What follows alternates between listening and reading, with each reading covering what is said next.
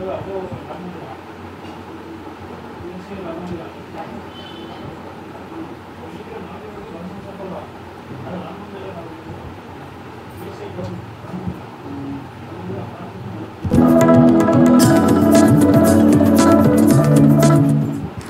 going to take the liberty, Sadhguru, to do what I normally do on my television show, which is a rapid fire round. Normally the end of this round… When I was young, I watched a lot of, Wild West movies. When you fire, I also fire, all right? No, but…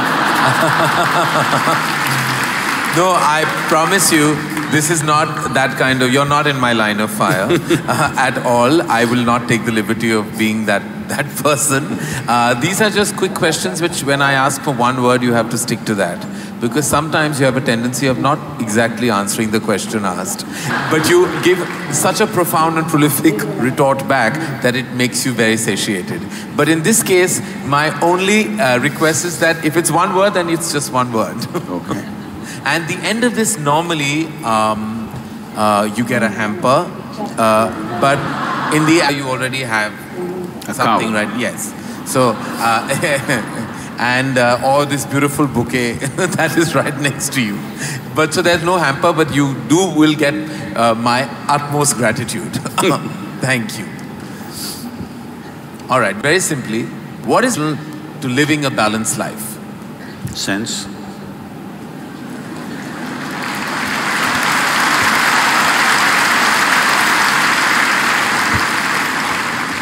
What is the one thing we must absolutely do away with in order to lead a balanced life? Senselessness. All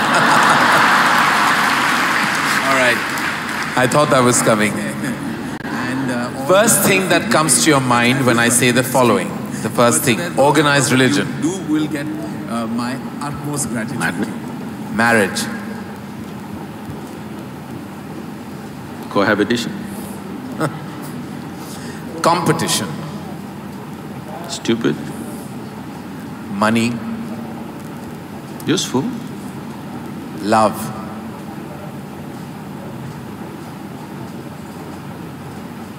Can I say a sentence? Yes. I will allow that. Most beautiful, but unfortunately crippling for most. If I can little elaborate that. See, if something unpleasant cripples you, something nasty cripples you, it's acceptable. When something beautiful cripples you, it's a true disaster.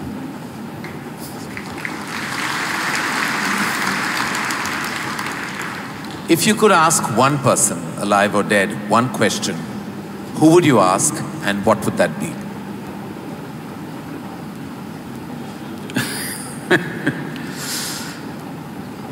I really sorted out all my questions because I spend time educating myself or doing anything. I spend my entire life sorting out every damn question I had. I've kind of run out of questions. And you certainly have not run out of any answers and you never will. Best advice you have ever received? Nothing. Never. No. I never sought, nor did I receive. I made myself in such a way I'm incapable of giving advice or giving advice.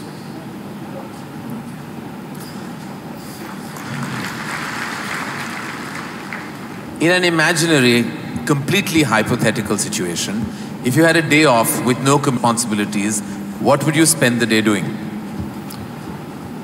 Oh, there are a lot of things, this can't be one word. See, I have an indiscriminate sense of passion too.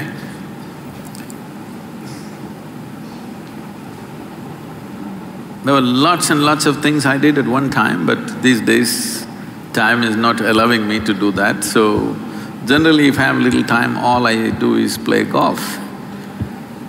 Because that's safe and within the city and I can get back in time for something else to be done. But if an entire day is left to me, which they've not done for a long time, they've not left it to me. things. Your universe visited already. You have visas for every part of this ecosystem. If we can do some slow fire. Yeah. Because that's a question with many ramifications.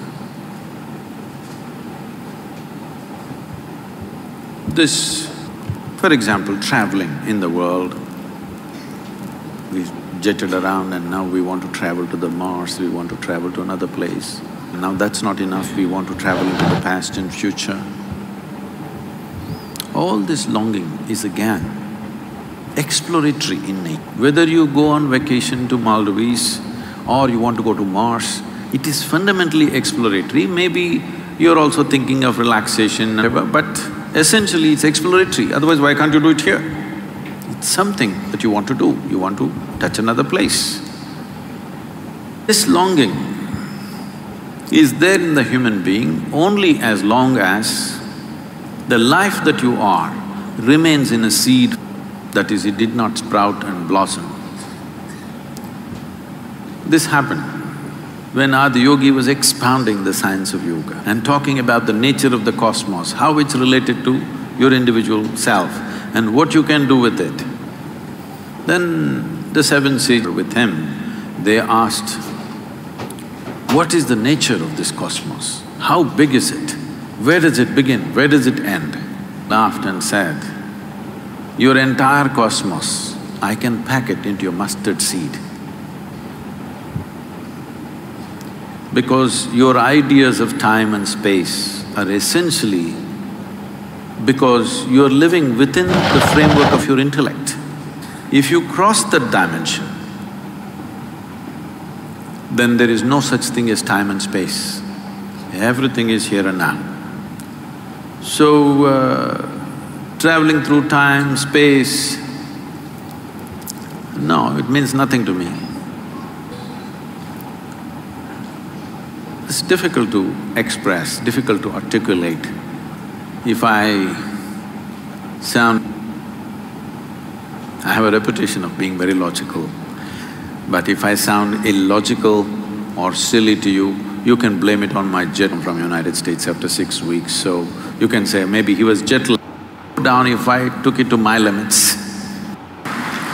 No, I'm sorry, Marathi.